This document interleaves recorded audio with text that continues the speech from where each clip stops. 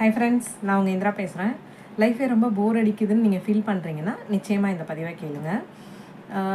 எப்பயுமே ஒரே மாதிரியே லைஃப் போய்கிட்டுருக்கு, ரொட்டீனாகவே போய்கிட்டுருக்கு, நல்ல விஷயமே நம்மளுக்கு நடக்க மாட்டேங்குதுன்னு உங்களுக்கு தோணுச்சுன்னா அதுக்கு முக்கியமான காரணம் என்னன்னு தெரிஞ்சால் நீங்கள் ரொம்பவே ஆச்சரியப்படுவீங்க.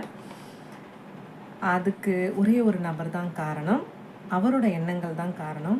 நேராக போய் கண்ணாடி பார்த்தீங்கன்னா அவர் யாருன்னு கண்டுபிடிச்சிடலாம். ஆமாங்க, அது நாம தான். அது எப்படிங்க? நாம் நல்லா இருக்கணும்னு தானே நம்ம நினைப்போம். எப்படி நாம் கெட்டு போகணும், நம்மளுக்கு நல்ல விஷயம் நடக்கக்கூடாதுன்னு நம்ம நினைப்போம் அப்படின்னு நீங்கள் கேட்குறது புரியுது.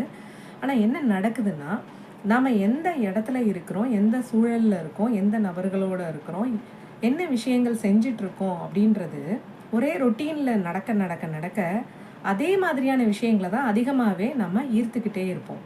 அப்போது இந்த ரொட்டீனை ஒரு இடத்துல பிரேக் பண்ணணும் அப்படின்னு என்னோடய குரு எனக்கு சொல்லி கொடுத்தாரு. ஆனால் அந்த ரொட்டீன் பிரேக் பண்ணுறதுன்றது ரொம்ப ரொம்ப கஷ்டமான விஷயம். அவர் சொல்லி சொல்லி சொல்லி நான் செஞ்சு நிறைய சேஞ்சஸ் என்னோடய லைஃப்பில் நடந்தது.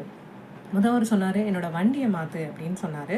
எனக்கு என்னோடய வண்டி ரொம்ப ரொம்ப பிடிச்ச வண்டி, ரொம்ப அட்டாச்சு இமோஷ்னலி. நல்ல வண்டி, நல்லா தான் இருந்தது. ஆனாலும் அவரை மாற்று அப்படின்னு சொன்னதுக்கப்புறம் நான் புது வண்டி வாங்கி பழைய வண்டியை இன்னொருத்தருக்கு கொடுத்துட்டேன். அதுக்கப்புறம் பார்த்திங்கன்னா திடீர்னு ஒரு டிஃப்ரெண்ட்டாக எனர்ஜி வர ஆரம்பிச்சிது. வீடை மாற்றினேன், ஒரு விஷயமா நல்ல விஷயங்கள் நடக்க ஆரம்பிச்சிது. அதுக்கப்புறம் தான் அந்த அவர் சொன்னதற்கான பின்புலம் என்ன அப்படின்றது புரிஞ்சுது. எனர்ஜி வைப்ரேஷனை மாற்றுறதுக்கான இது ஒரு காரணி அப்படின்றது புரிஞ்சுது. ஸோ நம்ம லைஃப்பில் எப்பயுமே ஒரு சில விஷயங்கள் ரொம்ப பிடிச்சிருக்குன்னா பழைய விஷயங்களை பிடிச்சிக்கிட்டு விடவே மாட்டோம்.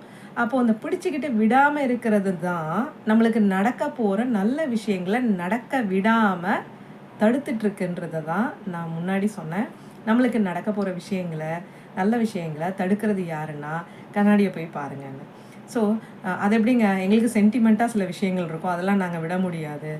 ஆக்சுவலாக சென்டிமெண்ட்டாக இருக்கிற விஷயங்கள்னால நீங்கள் ஓரளவுக்கு முன்னேறி இருப்பீங்க.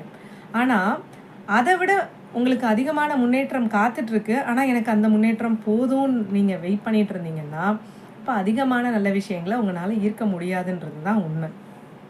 நீங்களும் சின்ன சின்ன விஷயங்களில் உங்களோட ரொட்டீனை கொஞ்சம் பிரேக் பண்ணி ஒரு சின்ன சின்ன மாற்றத்தை கொண்டு வந்தீங்க அப்படின்னா, தலகாணி யூஸ் பண்ணிகிட்ருக்கீங்க, 6 மாதத்துக்கு ஒரு தடவை மாற்றி பாருங்களேன். உங்கள் ஃபிசிக்கலாக உங்கள் உடலில் நடக்கிற மாற்றங்கள் உங்கள் மனசுலேயும் மாற்றத்தை கொண்டு வந்து நிறையா நல்ல விஷயங்களை ஈர்க்கிறதுக்கான வழிவகைகளை உங்களுக்கு ஏற்படுத்தி கொடுக்கும்.